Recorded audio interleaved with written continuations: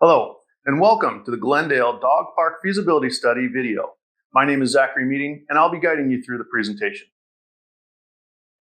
In collaboration with city staff and the community, we're evaluating 3 site locations.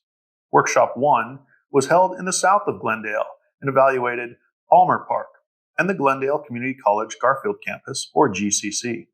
Workshop 2 was held in North Glendale and evaluated Brand Park. Dog parks are a valuable resource to the community. They provide space for dogs to exercise and play off-leash in a controlled environment under the supervision of their owners.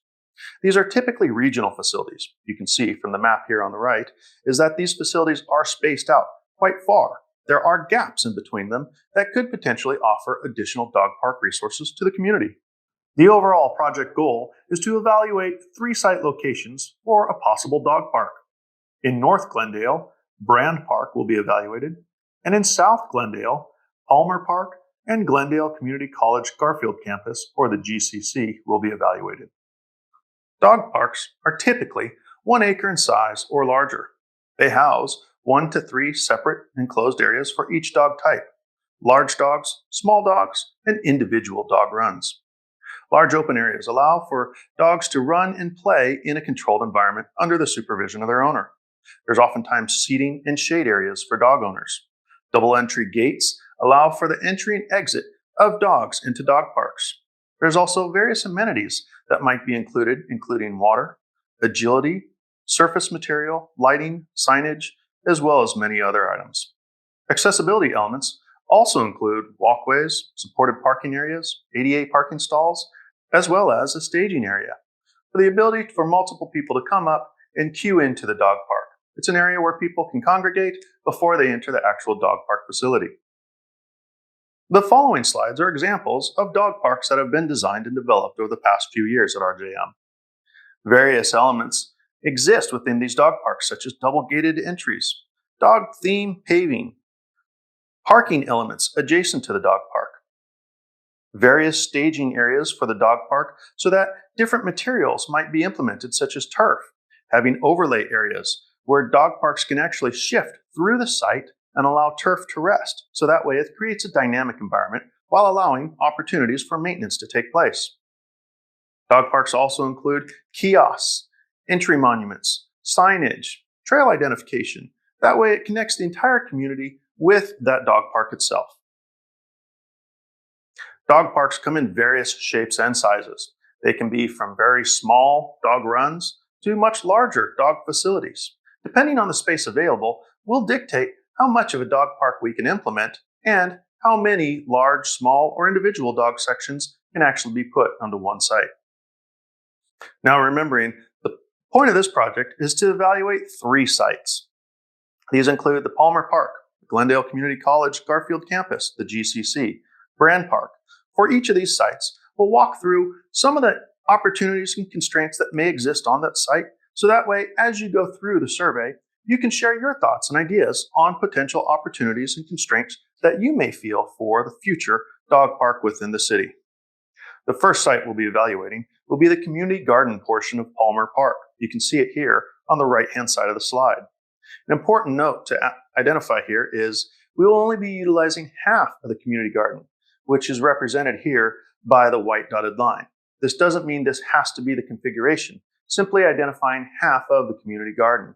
For the purposes of this presentation, that configuration may shift to the north side, the east side, the south side, but it will only represent half of that community garden, which totals about 0.1 acres, or 4,356 feet.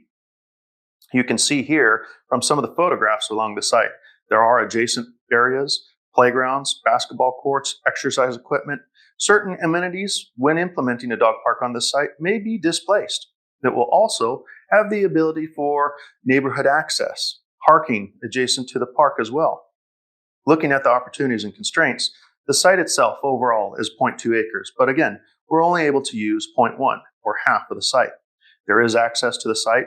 There are potential displaced amenities, such as those community garden elements. Items to consider are the noise buffer. How far are the homes? How close are the homes?